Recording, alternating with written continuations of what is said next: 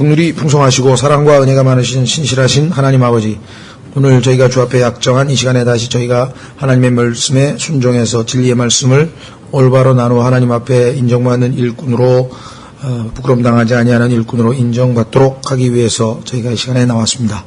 주님께서 이 말씀을 우리에게 알리시고 이 말씀을 통해 주님을 더욱더 알게 하시고 이 말씀을 통해 아버지의 뜻을 분별하게 하시고 또 이 말씀을 통해 아버지께서 원하시는 그 일들을 저희가 성취해 나갈 것을 저희가 생각합니다. 하나님께서 오늘 이 시간에도 약속하신 대로 모든 진리 가운데로 진리의 영으로 우리를 인도해 주셔서 저희가 바로 깨닫고 믿고 또 순종함을 통해 주께서 기뻐하시는 합당한 열매를 얻기를 간구드립니다. 부족한 자에게 맡기신 말씀의 사역인 줄 알고 주님 앞에 간절히 간구하오니 약속하신 대로 능하게 하시고 지혜와 명철을 더하시고 주님의 영으로 충만하게 채우셔서 이 하나님의 말씀의 사역을 온전히 성취하심으로 아버지께는 존귀와 영광과 기쁨을 드리고 우리 모두에게는 큰 유익과 복이 되도록 역사하시기를 간절히 간구드립니다. 주님, 이런저런 사정을 참석지 못한 모든 지체들에게 주님의 말씀을 갈망하는 그러한 갈망을 허락해 주시고 늘 주님과 주님의 말씀과 주님의 형제자매들이 모여있는 이 거룩한 집회를 기억할 수 있도록 그들을 지켜보호해 주시며 동일한 은혜로 함께해 주시기를 간구드립니다. 이 시간을 하나님 아버지 손에 온전히 의탁드리었고 모든 말씀을 우리 주 예수 그리스도 이름으로 기도하옵나이다. 아멘. 예, 오늘은 23장 마태복음 23장 아마 성경에서 제일 당혹스럽기도 하고 두렵기도 하고 참 무섭기도 하고 그런 장인 것 같아요. 예수 그리스도에 대해서 예수님께서 이렇게 엄하게 질책하시고 강하게 경고하시는 이런 말씀이 또 있을까 하는 그런 내용입니다. 문맥을 잘 보시면 그리할 수밖에 없다는 것을 우리가 알 수 있죠. 마태복음 22장에서 예수 그리스도께 항변하고 또 시험하고 예수님께 이런저런 질문들을 통해서 예수님을 시험하려고 하는 자들에 대해서 그들의 입을 다 다물게 하신 다음에 이제 예수님께서는 역으로 이들의 위선을, 즉 종교인들, 예수 그리스도를 인격으로 만나서 그분을 생명으로 소유하고 그분 앞에 순전한 마음으로 그분을 영과 진리로 섬기는 그러한 마음이 아니고 소위 말하면 하나님의 의가 아닌 자기 의를 내세워서 사람들에게 뭔가 존경받고 사람들에게 인정받고 사람들 눈앞에서 훌륭하다고 칭찬받고 또 외형적으로 늘 보면 막 말하는 어투서부터 시작해가지고 또 걸음걸이서부터 해서 뭐 외형적으로 보니까 정말 도덕적으로 또 종교적으로 영적으로 뭔가 있는 것 같이 보이는 이러한 사람들 우리가 보통 종교인이라고 하는데 이들 종교인들에 대해서 예수 그리스도께서는 그 모든 외형적인 겉모습은 아무 의미가 없다. 어떤 면에서 내적으로 하나님 앞에 합당치 아니한 상태에서는 그런 외형적인 것은 의미가 없다는 것이죠. 반대로 우리가 극단적으로 내적인 것이 중요하지 무슨 외적인 것이 중요하냐 이렇게 해서 외형적인 것에 대해서는 또 우리가 무시하는 경향이 있지만 그렇지 않습니다. 하나님의 말씀은 항상 균형이 잡혀 있죠. 내적으로 하나님과 올바로 관계가 맺어 있는 사람이면 외형적으로도 그 사람의 모든 모습을 통해서 하나님의 임재와 거룩하심을 느낄 수가 있습니다. 야, 이게 저 사람은 뭔가 뭐 외적으로 꾸민 것도 없고 뭐 그냥 걸음걸이도 그냥 거룩한 채 걸어가는 것도 아닌 것 같고 말투도 우리가 보통 너무 이렇게 보면 좀 티나잖아요. 그렇죠? 예수 믿는 사람들 중에서 그게 다 잘못됐다는 건 아니지만 좀 전형적으로 봤을 때 예, 그러셨습니까? 네네 하면서 막 어째 좀 부자연스러우면서 약간 그런 냄새가 풍길 때 우리가 이제 좀 그게 약간 거북살스럽게 생각하는데 그러니까 그런 것도 아닌 것 같고 자연스럽긴 한데 범접할 수 없는 뭔가 있는 것 같은 이것이 바로 예수 그리스도 안에서 누리는 자유이지만 내적으로 성령으로 충만한 사람이 외적으로 억지로 행동하지 않고 자연스럽게 행동했는데도 불구하고 뭔가 다른 느낌을 받을 수가 있다는 거죠. 그런데 그게 안 되는 사람이 자기도 굉장히 영적이고 뭔가 하는 사람인 것처럼 보이기 위해서는 사람들에게 존경을 받기 위해서는 뭔가 이렇게 좀 목소리도 조금은, 그래서 예수님이 위선자라고 한 건데요. 영국 같은 경우에 보면은 교회가 텅텅 비게 된 원인 중에 하나가 지금 젊은 세대들이 나이 든 세대들의 그런 위선 때문이었다라고 하는 이 앙케이트 조사의 응답이 있습니다. 그러니까 뭐 조금 전까지 운전하고 집에서 부부가 이제 교회 예배 드리러 올 때는 그냥 막 낄낄대고 그냥 막 그렇게 행동해 놓고 갑자기 예배당 문에 딱 들어서는 순간 갑자기 그냥 목소리서부터 그냥 안녕하셨어요? 이게 아니고 안녕하셨습니까 형제님 이렇게 나오는데 그러니까 원래 그런 사람이면 괜찮은데 왜 갑자기 톤이 바뀌느냐. 목사들도 마찬가지죠. 뭐 정상적으로 이렇게 말을 해야지 갑자기. 그렇죠. 뭔가 물론 우리가 때와 장소를 따라서 옷도 좀 달라져야 되고 옷도 당연히 뭐 장례식에 가는데 뭐 옷을 우리가 막 화려하게 입고 갈 수는 없는 거고 그런 게 잘못됐다는 건 아닌데 내적인 뭐가 없이 껍데기만 그렇게 된 것에 대해서 예수님이 지금 질책하고 계신다는 것. 또 극단적으로 내용이 중요하지 무슨 껍질이 중요하냐 그러는데 전혀 그렇지 않습니다. 내용이 올바르게 되면 껍질도 중요한 겁니다. 그래서 이 균형이 잡혀야 되는데 우선이 무엇인가. 예수님은 우리 안에 영이 하나님과 교제하면서 영적으로 충만하고 그러면 예수 그리스도의 그 온유한 영이 성품이 우리 안에서 충만하게 드러나서 자연스럽게 행동하면서도 뭔가 참 주님의 임재를 느낄 수 있는 이런 것을 의미하는 거지. 내적인 것이 중요하다고 그래가지고 뭐 겉으로는 그냥 막 행동하고 이렇게 행동하는 것이 또 올바르냐? 또 그건 아닙니다. 두 가지가 균형 잡혀야 되는. 어쨌거나 하여간 이들 바리새인들과 서기관들인데요. 보십시오. 마태복음 23장 1절에 그때 예수님께서 무리와 자기 제자들에게 말씀하여 이르시되 서기관들과 바리새인들이 모세의 자리에 앉아 있으니 하면서 서기관들과 바리새인들의 특징에 대해서 12절까지 예수님이 일종의 조심하라고, 이들은 이러이러한 자들이니까 조심하라. 왜? 우리는 외모를 보잖아요. 사람을 보면 그저 외모를 보죠. 우리는 눈에 보이는 것밖에는 잘 안 보이니까. 그러나 예수님은 그들의 속을 보시기 때문에 이러이러한 것을 조심해라 라고 가르쳐 주시면서 13절서부터는 아주 노골적으로 그들을 정면으로 향해서 외칩니다. 그러나 너희 서기관들과 바리새인들 위선자들아. 이거 뭐 보통 강력한 메시지가 아니죠. 오늘 어떻게 남에게 대고 함부로 위선자란 말을 할 수 있겠습니까? 그러나 우리가 지금 마태복음 1장서부터 22장까지 예수님과 이들과의 관계에서 벌어진 모든 사건들을 충분히 우리가 미루어 공부해 왔기 때문에 짐작한다면 이런 소리를 들어서 싸다라고 밖에는 얘기할 수 없는 상황이죠. 왜? 마태복음에서 예수님께서 소위 말하면 산상설교를 하시면서 위선자들에 대해서 얘기했습니다. 기도하면서 그냥 남들 보라고 그냥 크게 길게 막 하는 그런 기도, 또 금식하면서 막 얼굴이 찌그러지고 난 지금 금식 중이다. 지금 굶어서 배고파 죽겠다. 뭐 이런 걸 사람들에게 광고하면서 금식한다든가 이런 거에 대해서 이미 지금 다 나왔잖아요. 그렇죠? 예, 앞에서 이미 한마디 했었어요, 예수님께서. 그래서 위선자, 그 다음에 7장에서 거짓 선지자, 12장에서 용서받을 수 없는 죄까지 저들렸어요.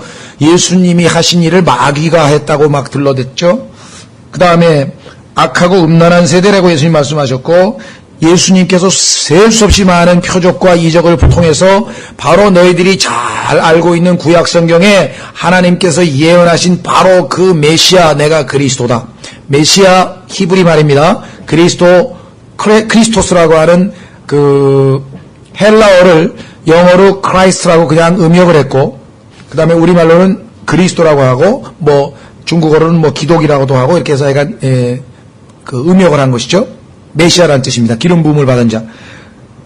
그분이라고 하는 것을 입증할 수 있는 기회가 수없이 많았음에도 불구하고 여전히 이들은 마음을 완전히 닫고 계속해서 예수님을 시험하려고 하고, 결국은 정말 이 겉은 양의 탈을 썼지만 실제적으로는 아주 이리 같은 자들이라고 예수님으로부터 질책을 받게 되는 것입니다. 그래서 23장 전체가 한마디로 하면 껍질뿐인 종교를 알맹이 없는 생명이 없는 껍질뿐인 종교에 대해서 예수님께서 신랄하게 비판하시는데 그 핵심 대상이 바로 바리새인과 서기관들이고 오늘날도 소위 말하면 정통 보수 근본주의 우리들도 당연히 경고의 대상 중에 하나죠. 조심해야죠. 누구에게나 다 똑같죠. 그렇죠? 그러나 특히 이 소위 말하면 오늘날 정통 보수 이런 이 근본주의를 표방하면서 외형적인 것 그런 거에 대해서 지나치게 집착하는 거 있잖아요. 그렇죠? 예. 자, 그래서 바로 본문으로 들어가 보도록 하겠습니다. 그때 예수님께서 무리와 자기 제자들에게 말씀하여 이르시되 서기관들과 바리새인들이 모세의 자리에 앉아 있으니, 모세가 구약시대에 보면은 출애굽기 18장에서 보면은 하나님께서 모세에게 시키신 핵심 임무가 바로 재판을 하는 것입니다. 옳고 그름을 판정해 주는 것이었죠. 이 서기관들과 바리새인들이 마치 자기들이 모든 교리의 진리의 독점자인 양 모세 자리에 앉아서 옳고 그름을 판정하는 그러한 자리에 앉아는 있지나 3절 그러므로 무엇이든지 그들이 너희에게 지키라고 명하는 것은 너희가 다 지키고 행하되, 그들이 말하는 것은 구약의 율법에 대부분 다 근거하고 있어서 하라고 하는 것 자체가 나쁜 것 별로 없어요. 문제는 어디에 있는가? 본인들은 그것을 안 한다 이 말이죠. 오늘날 교회 다니는 사람들이 세상으로부터 욕먹는 것 중에 하나는 밤낮 사랑 외치면서 밤낮 용서 외치면서 그리스도인들이 실제적으로 행실에 있어서는 그것이 뒷받침 못되기 때문에 우리가 비판받는 것이 어느 정도 일리가 있는 것처럼 이 사람들도 바로 그랬다는 것이죠. 너희가 다 지키고 행하되 그들의 행위대로는 하지는 말라. 그들의 행위대로 하지는 말라. 그렇죠? 그들은 말만 하고 행하지는 아니하며 또 무겁고 지기에 힘든 짐들을 묶어 사람들의 어깨에 지우되 자기들은 손가락 하나로도 그 짐들을 옮기려 하지 아니하느니라. 자, 대표적인 게 뭐냐? 예가 수없이 많겠지만 그 중에 이제 안식일의 원래 의도는 하나님께서 사람들을 하루 하나님과 더불어 경배하고 하나님과 더불어 명절을 지키고 편안하게 쉬도록 하기 위함인데, 그 하나님의 스피릿, 하나님이 안식일을 제정하신 그 내적인 참된 의도는 멀리 한 채 그걸 엄격하게 지키는 일에 골몰하다 보니까, 예를 들면 안식일에 뭐 해서는 안 된다, 뭐 해서는 안 된다. 근데 그 내용이 보면 상상을 초월하는 아주 자질구레한 것까지 그냥 셀 수 없이 많이 만들어 놨어요. 그래서 음식을 데피면 안 된다 그랬더니 불을 피우면 안 되는데 그건 일이기 때문에 안식일을 어기는 건 율법에 어긋나는데, 다만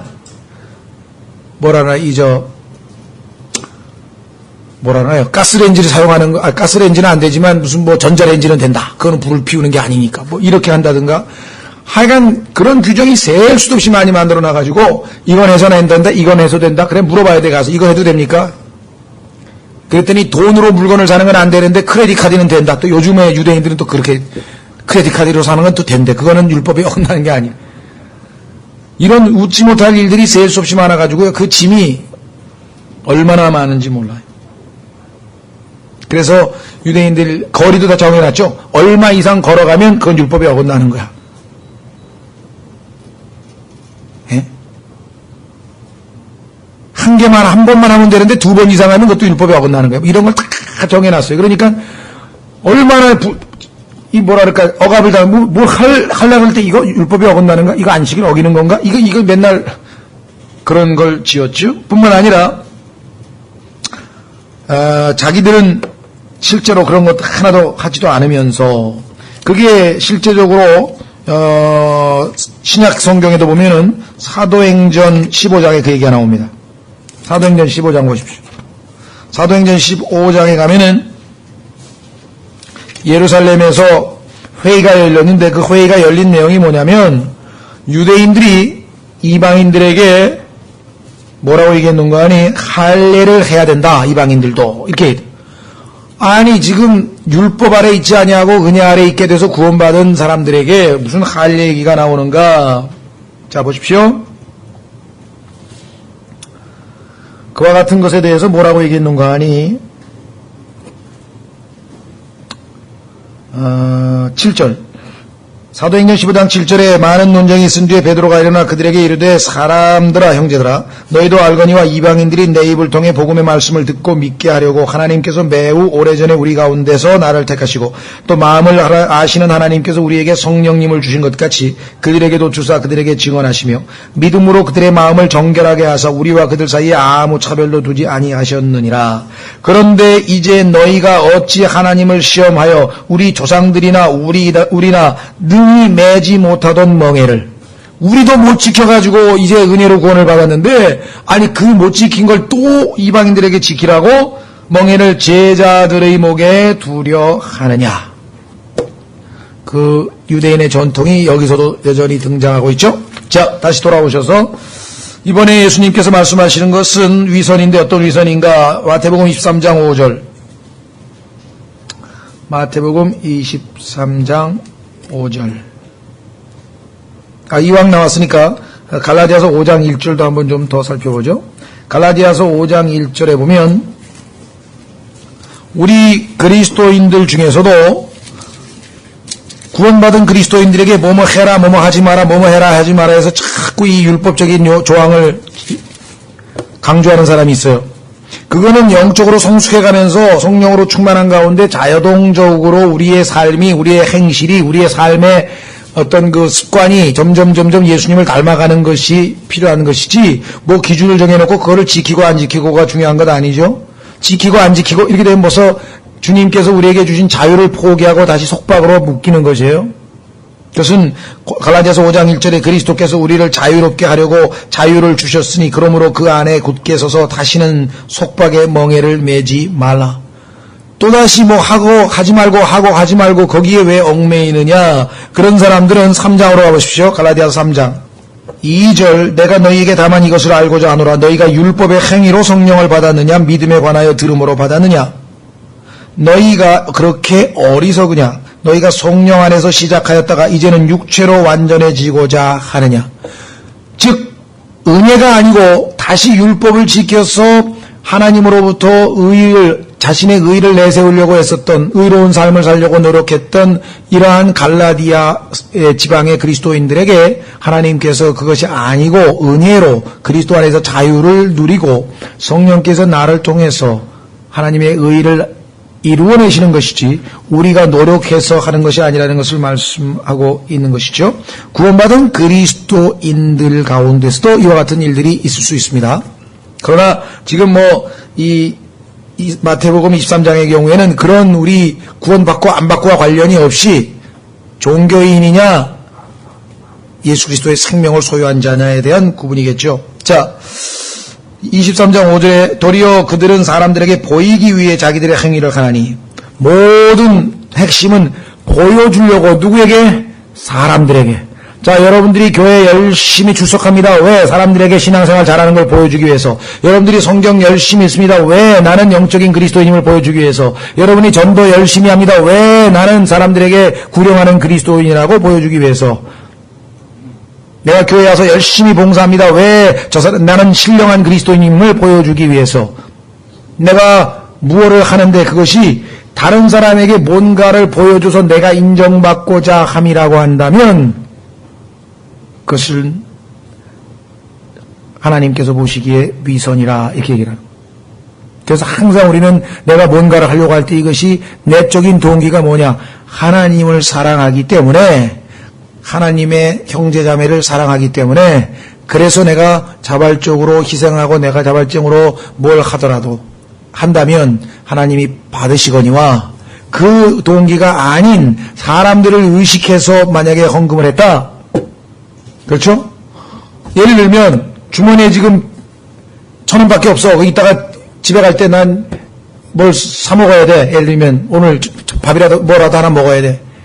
그런데 헌금 바구니가 돌아가는데 보니까 사람들이 보는 것 같아. 그래서 안 낼 수도 없고 그래서 할 수 없이 1,000원 냈어. 그리고 집에 가면서 쫄쫄 꼴면서 이러려면은 하나님 나오를 주님께 드릴 헌금이 없어서 못 냅니다. 그러고 넘어가는 거예요. 하나님께서 너 왜 돈 안 냈냐 그거 따지시겠어요? 아니면 하나님 내가 헌금을 내고 싶은데 없지만 내가 정말 굶더라도 하나님 앞에 적지만 이걸 내고 싶습니다. 하나님 내가 적지만 이거를 받아주시기 바랍니다 하고 믿음으로 하나님을 사랑하는 마음으로 냈다면 그거 내도 되는 거예요. 냈든 안 냈든 그게 중요한 게 아니라 왜 냈느냐 왜 안 냈느냐 그게 중요한 거죠. 냈는데 사람들이 다 보는데 내 헌금 안 하면 또 이상하게 생각할 거 아니야. 이러고 만약에 했다 의미가 없다는 거죠. 저희가 그래서 이 교회 시작하면서 제일 먼저 강조했던 게 바로 이것 아닙니까? 무엇 하든 안 하든 사람 눈치 볼 거 없다 이게요. 그렇죠? 뭐 헌금을 하든 뭘 하든 간에 하나님 앞에서 하는 그와 같은 것을 우리가 강조해 왔고 그게 어느 정도 참 정착이 된 것 같아서 참 좋기는 좋은데 문제는 뭐냐? 갈라디아서 다시 5장으로 한번 갑니다. 문제는 뭐냐?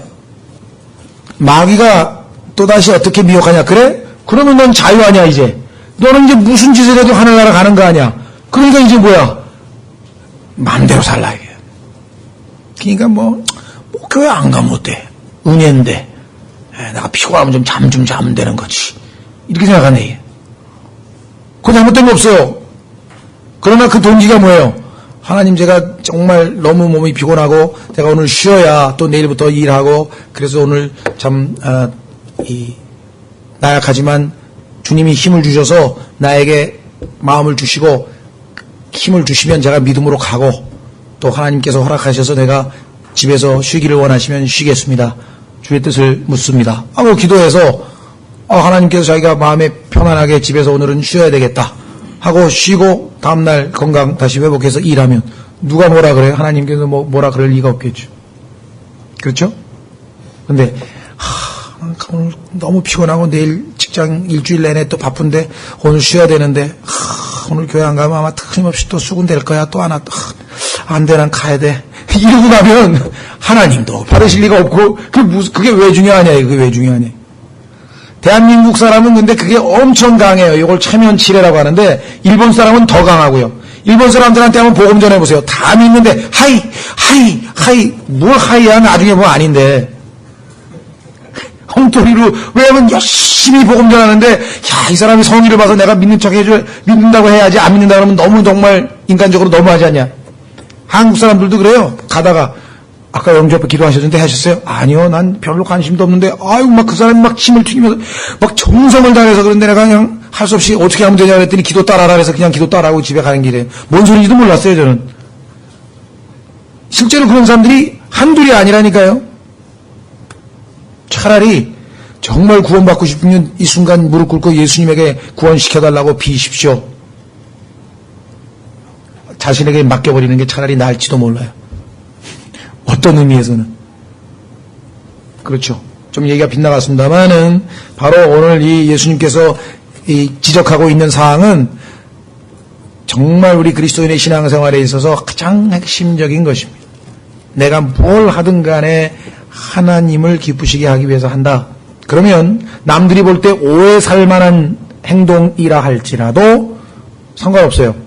하나님께 우리가 의탁한다면. 자, 그래서 여기서는 뭐냐? 사람들에게 보이려고가 핵심이에요. 곧 그들은 성구함의 폭을 넓게 하며 자기들의 옷단을 큼직하게 하고. 이건 구약 성경을 좀 아셔야 될 텐데 여기서 자세하게 설명하기는 어렵고요. 구약에 보면은 이스라엘 백성들이 하나님께서 하나님의 말씀을 항상 가까이 하라고 하는 여러 가지 지침이 있는데 그 지침에 따라서 자기 나름대로의 전통을 하나 만들었어요. 그래서 요만한 네모 상자, 까만 상자에다가 이 성경 구절을 갖다가 출애굽기 해가지고 몇 개 자신들이 가장 중요하다고 생각하는 성경 구절을 이렇게 기록해가지고 담아가지고 우리도 어떤 분 수첩에다가 성경 구절 줘서 암송하고 그러는 것처럼 그 취지는 좋아요. 근데 여기다가 왜냐면 여기가 심장에 가깝잖아요. 그래가지고 여기다가 가죽으로 둘둘둘 말아가지고 여기다 이렇게 상자 하나 만들어 달고 다녀요.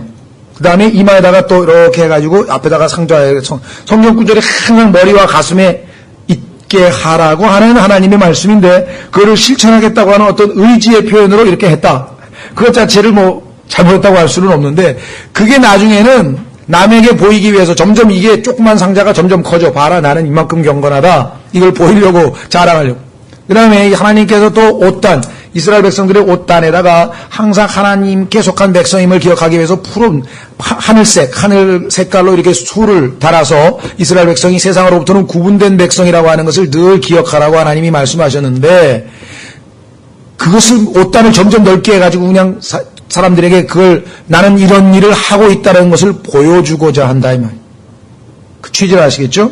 그 다음 6절 잔치의 맨 윗자리와 회당의 으뜸 가는 자리와 시장에서 인사받는 것과 사람들로부터 랍비어 하고 불리는 것을 좋아하느니라. 이게 전부 다 겉으로 드러난, 그렇죠? 이 모든 것들은 다 뭡니까? 사람들에게 영광을 얻으려고, 사람들에게 보이려고 이게 핵심이에요.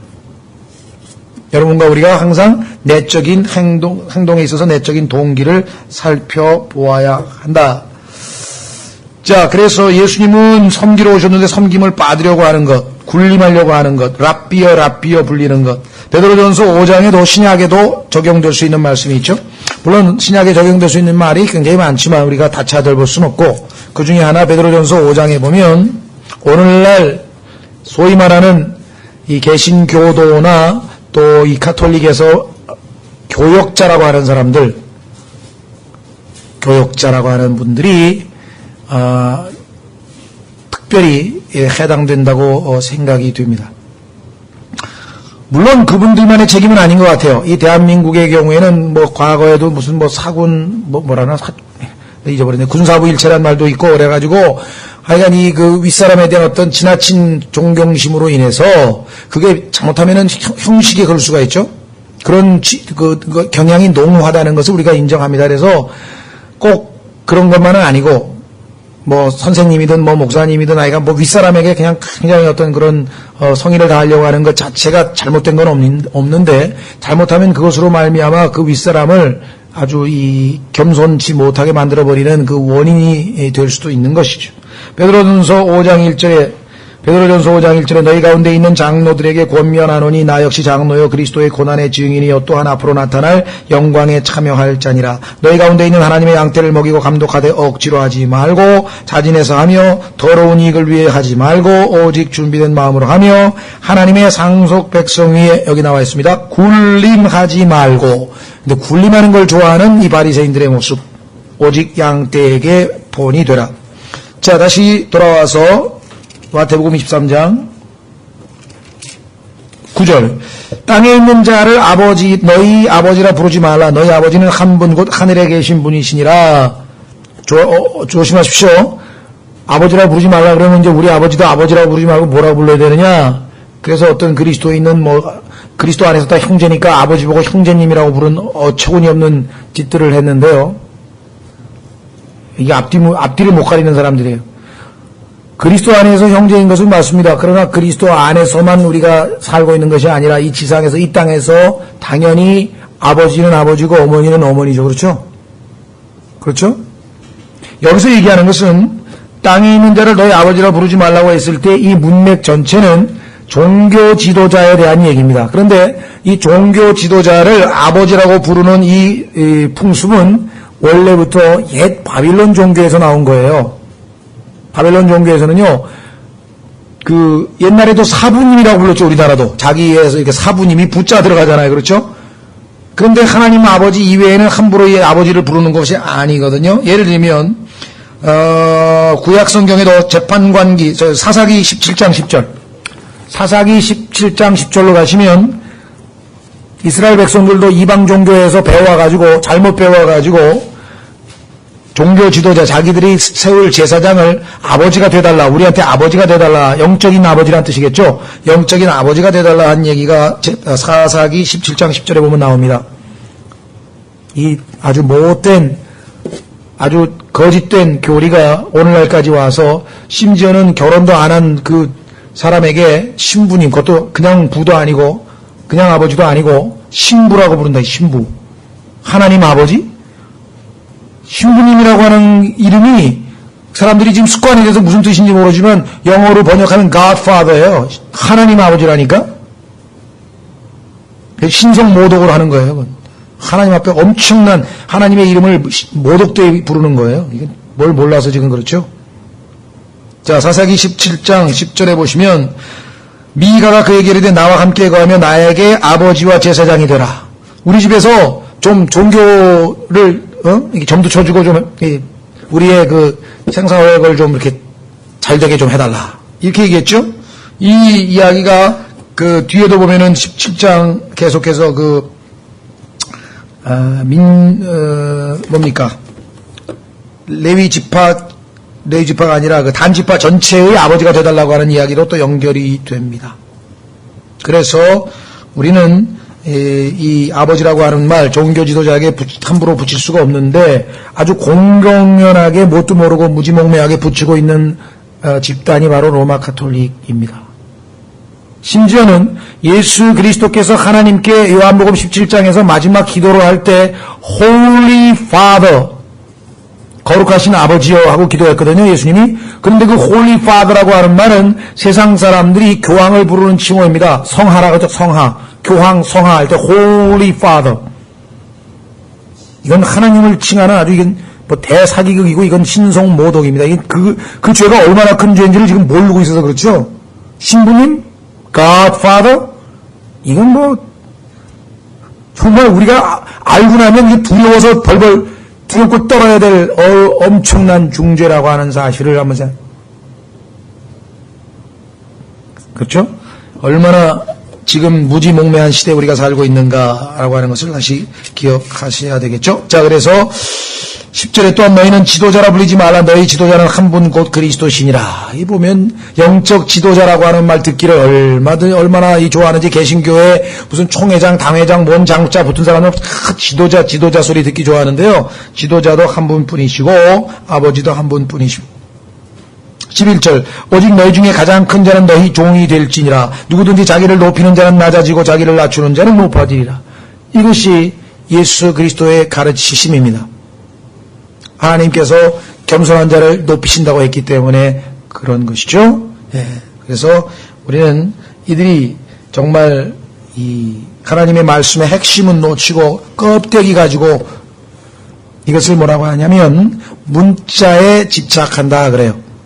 그래서 고린도 후서 3장에 보면 이 땅에 있는 그리스도인들 중에서도 그 속에 담긴 정신, 말씀의 스피릿, 영은 놓치고 의문, 레터, 글자 하나하나에 매달리는 위험스러운 일들이 벌어지는데 이에 대해서 사도 바울이 고린도 후서 3장에서 경고하고 있습니다. 자, 보겠습니다. 고린도 후서 3장 3절 너희는 우리의 사역을 통하여 분명히 드러난 그리스도의 서신인데 이것은 잉크로 쓴 것이 아니요 살아계신 하나님의 영으로 쓴 것이며 또 돌판에 쓴 것이 아니요 육체의 마음판에 쓴 것이라. 우리가 그리스도를 통해 하나님을 향하여 이 같은 확신을 가지고 있으나 우리는 어떤 일이 우리 자신에게서 난 것으로 생각할 만큼 능력이 있지 아니하며 오직 우리의 능력은 하나님에게서 나느니라. 자, 6절 잘 보세요.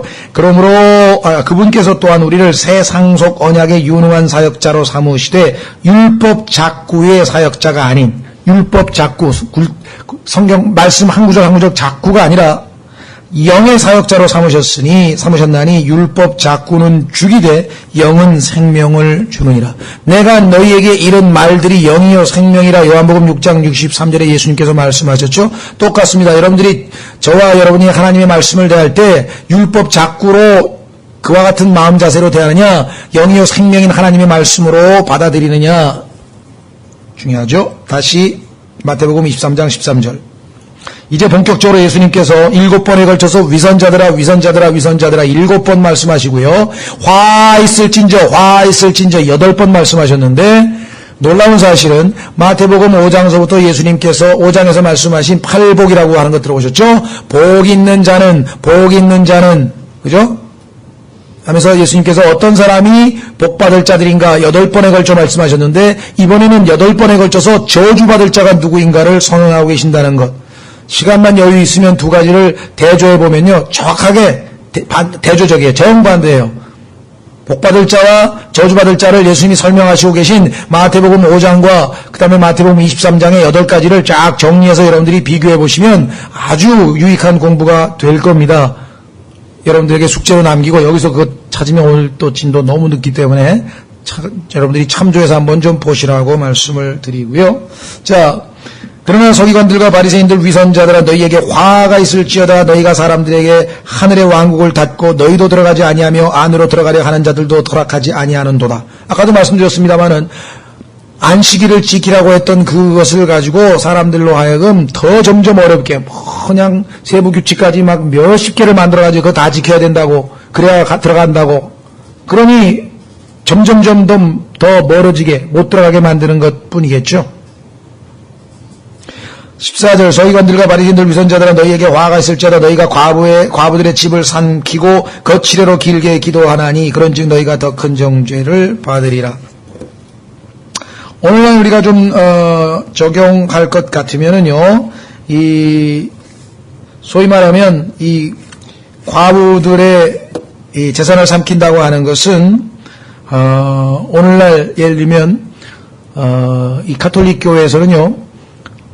그 죽은 남편이 지금 연옥에 가 있는데 그 연옥에 가 있는 죽은 남편을 빨리 하늘로 옮기려면 많이 추도 예배 무슨 예배를 많이 드려야 된다. 뭐 추도 미사인가? 그걸 많이 들어야 된다. 그때마다 헌금을 많이 할수록 더 빨리 그 공력이 쌓여서 더 빨리 예를 들면 당신의 죽은 자가 연옥에서 하늘로 옮겨가게 될 것이다.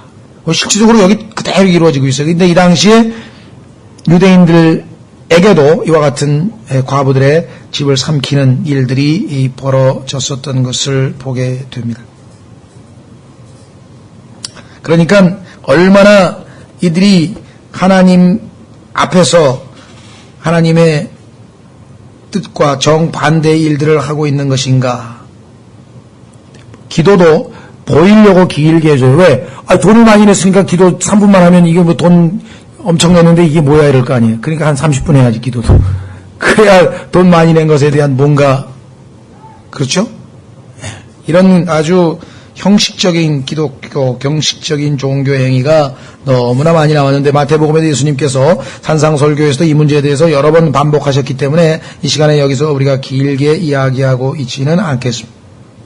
그뿐 아닙니다. 15절 서기관들 바리새인들 위선자들아 너희에게 화가 있을지어다. 너희가 개종자 하나를 만들기 위해 바다와 육지를 두루 다니다가 만들면 너희보다 2배나 더 지옥자석이 되게 하는도다.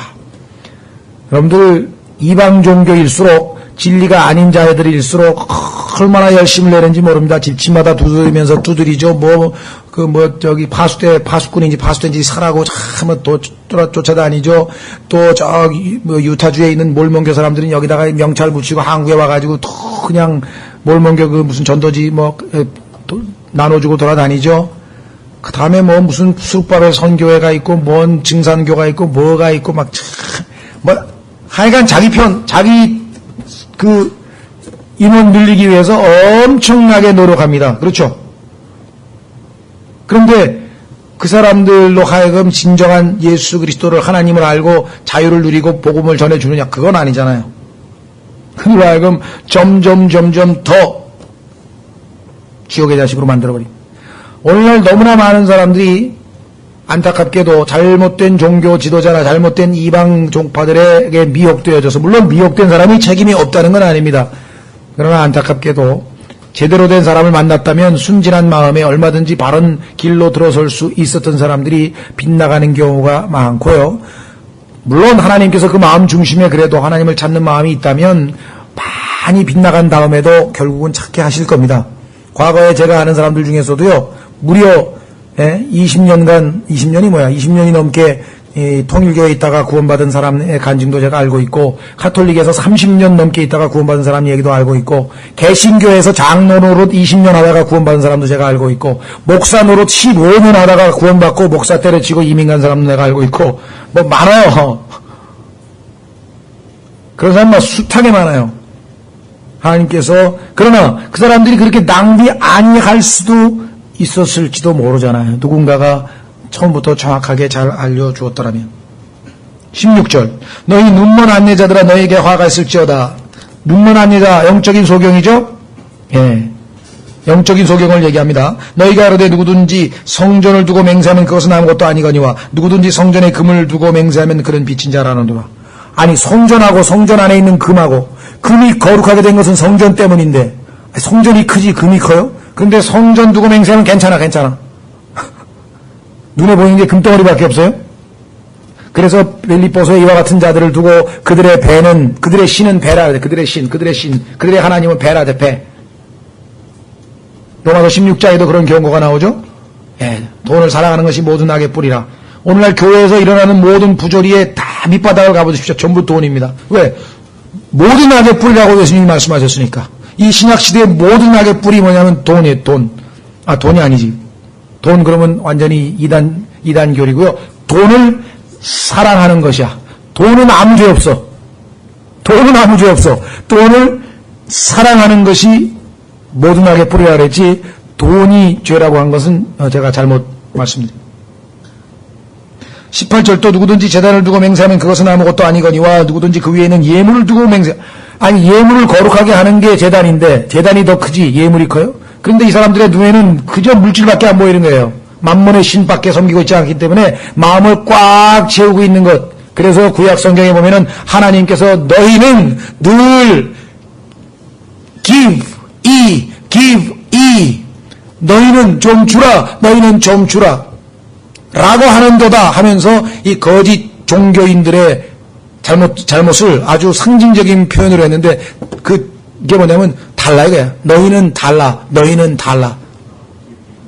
give 이는 너희라면 너희는 달라. 예? 얼마나 정확하게 하나님께서 이 거짓 선지자들에 대해서 보고 계시면 그들이 입에서 나오는 즐겨 쓰는 말이 뭐냐면 give 너희는 나에게 달라. 너희는 달라. 자, 그 다음에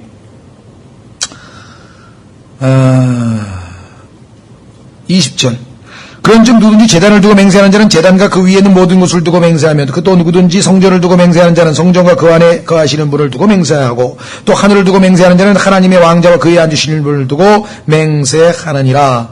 그런데 너희는 지금 뭐가 더 큰 건지를 모르고 지금 엉뚱하게 앞뒤를 분별 못하고 있으니 이보다 안타까운 일이 어디 있습니까? 지극히 상식적인 것도 지금 분별을 못해요. 그렇죠? 그래서 그들은 배를 섬기는 자라, 배. 자, 그 다음에 23절. 서기관들과 바리새인들 위선자들아 너희에게 화가 있을지어다. 너희가 박하와 희향과 근처의 11조는 바치되 율법의 더 중요한 문제인 공의와 긍휼과 믿음은 무시하였도다. 하나님께서 구약 성경에 보면은요 11조를 낼 때 무엇을 내냐라고 하는 규정을 다 정해놨습니다. 근데 그 규정 중에 여러 가지가 있는데 그 중에서 아주 자질구레한 거, 박하, 그 다음에 뭐 요런 거, 이건 뭐예요? 이 다 향료죠, 향료. 박하, 희향, 근체, 요런 거. 그렇죠? 역시 먹는 것, 물질에 관련이 되어 있는 거네요. 관심이 그냥 눈에 보이는 것, 물질적인 것, 온통 거기에 가 있어요. 보이지 않는 것, 영적인 것, 이게 가 있는 게 아니죠. 마음을 여기다 빼앗겨버렸다 이 말이죠. 이런 것이 잘못됐다는 건 아니죠. 왜? 여기 나와 있잖아요. 너희가 마땅히 이것들을 행하였어야 하거니와 다른 것도 행하지 않은 채 내버려 두지 말아야 하느니라. 그러니까 가장 중요한 것은 하나님께서 말씀하신 율법의 핵심적인 하나님의 그 사랑과 공의와 이런 중요한 것들이 있고 또 하나님께서 우리에게 하라고 하신 것도 당연히 왜 지킵니까? 하나님께서 11조에 대해서 말씀하신 것은 하나님의 말씀이기 때문에 하나님을 사랑하기 때문에 내가 지키는 거 아니에요. 그렇죠? 내 말을 가지고 지키는 자라야 나를 사랑하는 자니. 그랬으니까 그래야지 이거 안 지키면 큰일 난대. 이제 뭐 우리 애들 교통사고 나고 뭐 집안에 암 걸리고 집안 사업 다 망한대. 큰일 나. 11조 안 하면 큰일 나. 이렇게 얘기하면 예?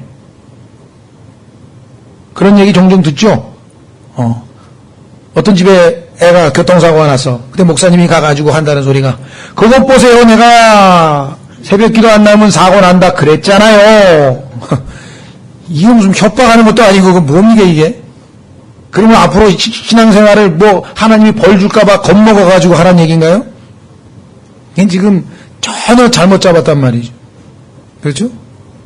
아니 그러실 분이 뭐하러 자신의 아들까지 십자가에 내어주시고 목숨까지 내어주시고 생명까지 내어주시고 전혀 지금 하나님에 대해서 모르는 사람이 하나님을 왜곡시키는 사람이 나쁜 사람들이에요. 하나님은 전혀 그러신 분이 아니에요. 그렇다고 또 하나님은 사랑이신데 어떻게 우리를 지옥에 보냅니까 하면서 여호와의 증인처럼 그냥 뭐 하나님의 사랑이라고 하는 한쪽 측면만 봐가지고 뭐든지 하나님이 다 용서해 주시는 것처럼 또 착각하는 사람들이 있어요. 그렇지 않습니다. 비록 우리가 지옥에 가는 형벌은 은혜로 면했지만 그리스도의 심판석에서 여러분과 제가 행한 일들은 엄격하게 불로 심판해서 하나님의 거룩하신 말씀의 기준에 의해서 받아들일 건 받아들일 거고 다 불태워서 헛수고가 된다고요. 그리스도인이 된 이후의 삶이 헛수고가 돼버릴 수도 있다고. 그래서 교회에서 다른 교회에서 그걸 아마 별로 잘 교리적으로 얘기 안 할 거예요.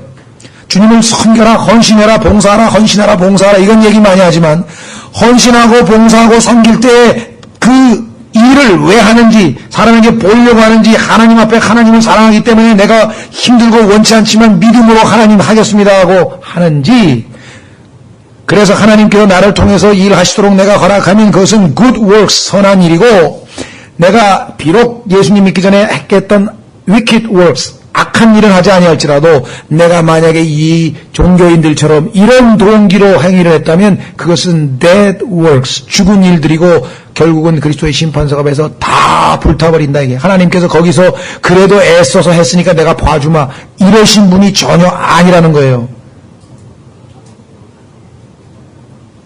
그랬더니 또 진리 침략교회에서는 뭐 아무것도 하지마 뭐 다 그거 다 잘못됐다 하면은 다 종교행위라고 그랬다고. 그렇게 가르친 적은 없습니다, 제가.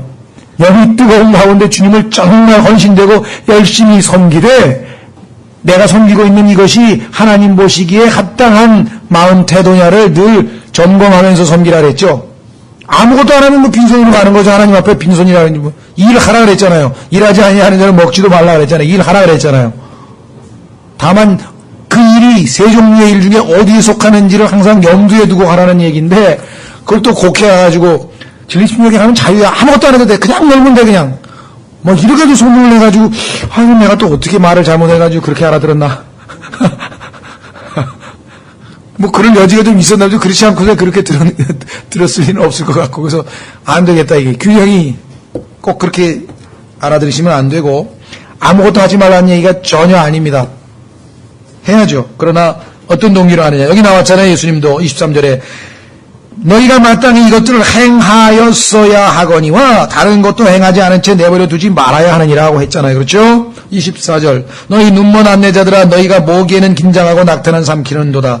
이걸 뭐 옛날에는 뭐라 그랬죠? 하루살이는 걸러내고 뭐 약대 뭐 하여간 좀 번역이 어려워요. 정확한 번역이 뭔지도 모르겠어요. 제가. 왜냐하면 하도 이 사람은 이걸 하고 저 사람은 있는데 이게 핵심은 뭐냐면 작은 일은 그냥 뭐 그리스도인들이 뭐 머리는 길고 짧고 발은 어떻게 하고 그 다음에 이거 막 그런 자질구레한 거에는 신경을 잔뜩 쓰면서 진짜 중요한 큰 하나님의 사랑으로 모든 일을 하라라고 하는 것은 제껴놓는다면 얼마나 어리석으냐.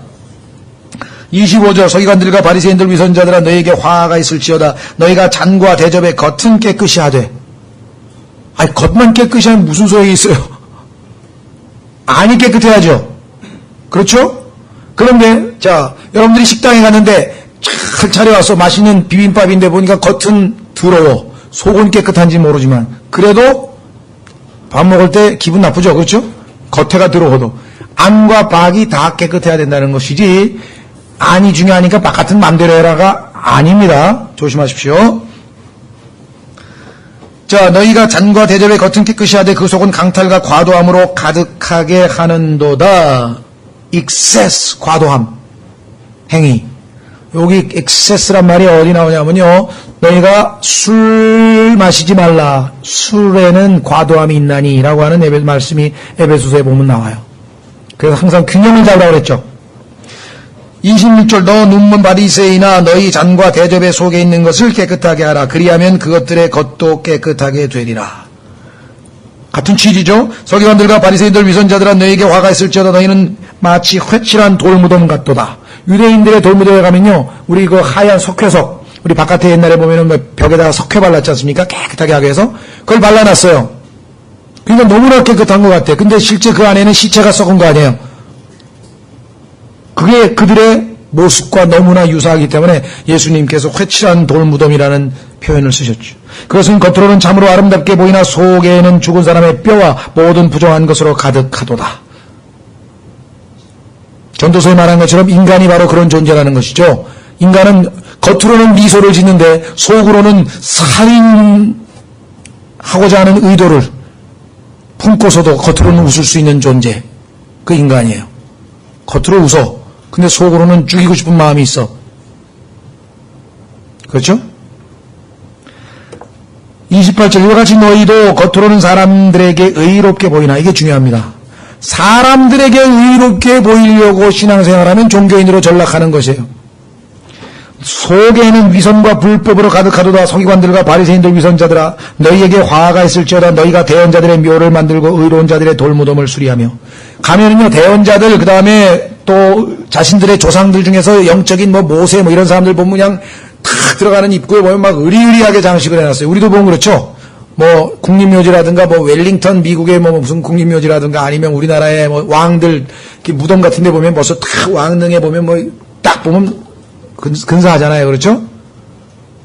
근데 사실은 어떻습니까? 여기 보십시오. 30절 이르되 우리가 만일 우리 조상들 시대에 있었더라면 그들이 대언자들의 피를 흘리는데 참여하지 아니하였으리라 하나니. 구약시대에 보면 하나님이 보내신 대언자들을 전부 다 박해하고 죽이고 했던 게 자신들의 조상들이에요. 그래가지고 그 대언자들의 무덤을 멋지게 장식해놓고 우리가 그때 있었더라면 그런 짓은 안 했을 텐데 라고 하는데 31절 그러므로 너희가 대언자들을 죽인 자들의 자손임을 너희가 자기 자신들에게 증언하는도다. 너희가 그 핏줄을 타고난 자들임을 스스로 입증하고 있지 않느냐? 그런즉 너희가 너희 조상들의 분량을 채우라. 이제 거의 다 찼어. 너희 조상들이 하나님의 진노를 사기에 지금 거의 막바지에 왔어. 찰랑찰랑해. 마지막 하나 남았어. 뭐야? 하나님의 아들인 나를 너희가 죽이려고 지금 피를 보려고 하는 모양인데 그 짓을 그 끔찍한 짓을 저질러라. 그래야면 너희 분량이 차고 넘쳐 이제 하나님의 진노가 너희를 기다리는도다. 그렇죠? 그래서 이 하나님께서 심판 때는요 다 차고 넘치는 그 표현이 어디에 나오냐면요 중요한 거니까 하나 좀 찾아봐야 되겠네요. 창세기 15, 16절에 보면 나와요. 창세기 15, 16절 창세기 15장 16절에 보면은 하나님께서 출애굽을 시키셨는데 그 출애굽 시키신 동기 중에 하나가 물론 이스라엘 백성들을 큰 민족으로 만들어서 하나님께서 약속하신 대로 약속의 땅으로 데려가셔서 그들을 통해서 온 천하 만민의 하나님의 존재를 알리시고 이스라엘을 증인으로 삼고자 하는 하나님의 뜻이죠. 그러나 하나님의 뜻은 또 있습니다. 그것은 뭔가 하니 가나안 땅에 살고 있었던 모든 가나안 족속들이 죄가 차고 올라서 이제 찰랑찰랑해요. 하나님이 진노하실 때가 다 됐어요. 그래서 그들의 죄가 충만하게 되자마자 하나님께서 출애굽을 통해서 이 가나안 땅으로 입성하는 이스라엘 백성들의 손에 심판을 맡기시는 겁니다.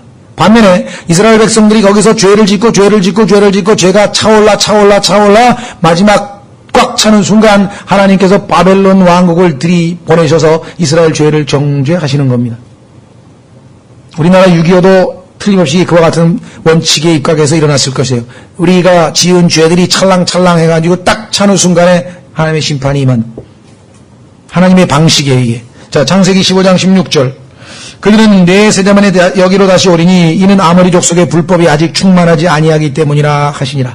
아모리 족속이 지금 죄를 계속 짓고 하나님께 매를 맞을 짓을 하는데 아직은 아니야. 조금 더 기다려야 돼. 네 세대쯤 지나서 이스라엘 백성이 출애굽할 때쯤 되면 아모리 족속들의 죄가 충만하게 찰 거야. 그러면 그때 가서 심판받게 될 거야. 자, 중요한 구절 하나 보겠습니다. 로마서 11장 15절로 가면 상당히 오해를 하는 구절이 있어요. 로마서 11장 15절에 이 충만이라는 단어를 오해하시면 안 됩니다. 로마서 11장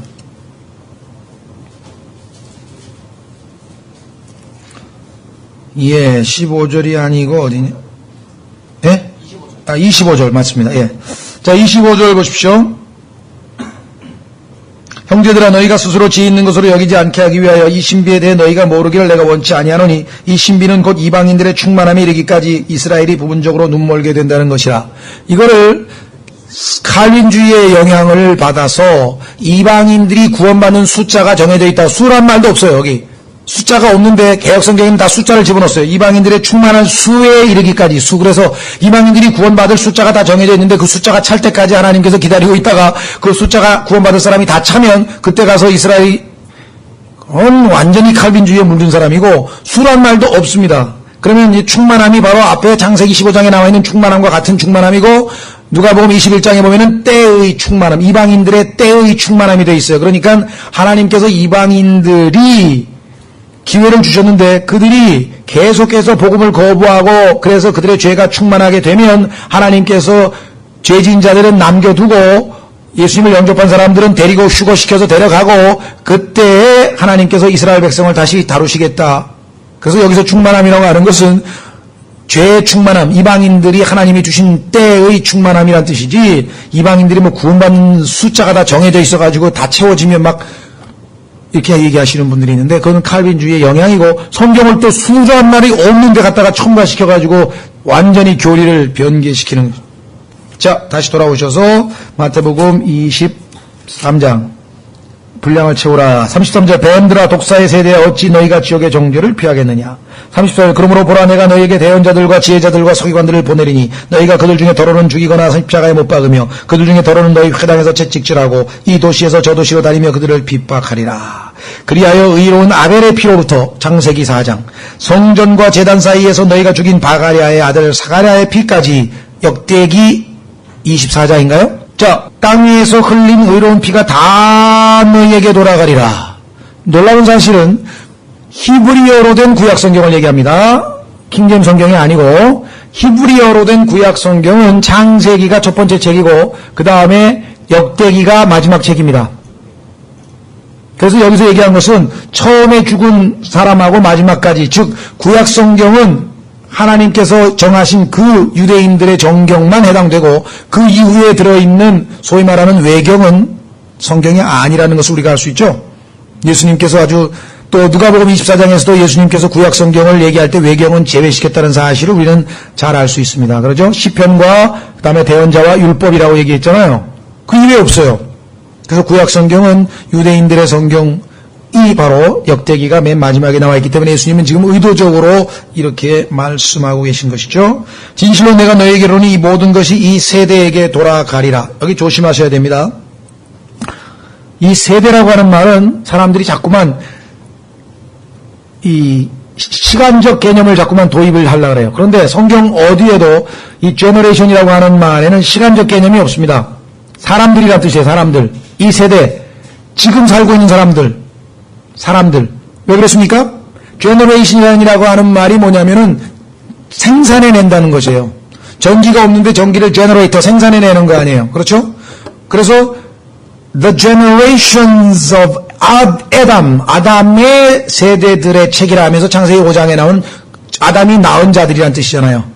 예수 그리스도의 세대의 책이라. 예수님이 낳은 자들의 책이지 예수님과 동시대에 살고 있었던 무슨 시간적 개념이 아니라는 거죠. 그래서 여기 나와 있는 이 제너레이션을 시간적 개념으로 해석하려고 억지를 붙이다가 도대체 이게 한 세대가 40년이냐, 또 여기 보니까 52년이다, 여기로 보니까 100년이다, 막 70년이다 그래가지고 성경에 보니까 시간적 개념으로 통일이 안 돼 있고 뭐 한 세대가 막 40년인 것 같기도 하고 50년인 것 같기도 하고 막 헷갈리는 거예요. 그런데 아예 전제장래가 잘못됐어. 성경에서 한 세대가 몇 년이라고 하는 개념 자체가 없어요. 세대라고 하는 것은 그가 낳은 사람이란 뜻이야.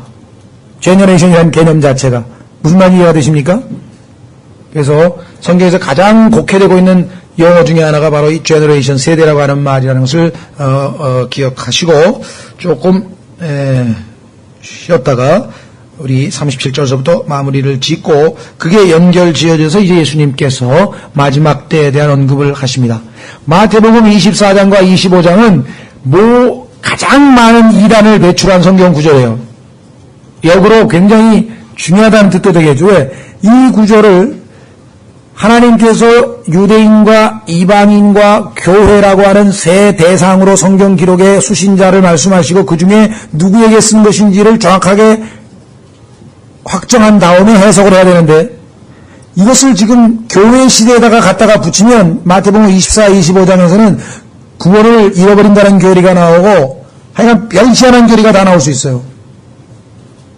그런데 우리가 24, 25장을 보면은 문맥을 보거나 앞뒤 예수님의 이제껏까지의 22장서부터 모든 상황을 봤을 때 이 대상이 바로 대환란에 처한 유대인들이라고 하는 것을 명백하게 우리가 확인해 볼 수 있습니다. 그렇고 나면 해석하는데 아무런 무리가 없고 전혀 오해 살 만한 그러한 일도 없다는 것. 좀 쉬었다가 이 마태복음 24장 시간이 어떻게 될지 모르겠습니다만 24장, 25장 번갈아 가면서 우리가 한번 이 종말에 대한 교리를 한번 확인해 보도록 하겠습니다.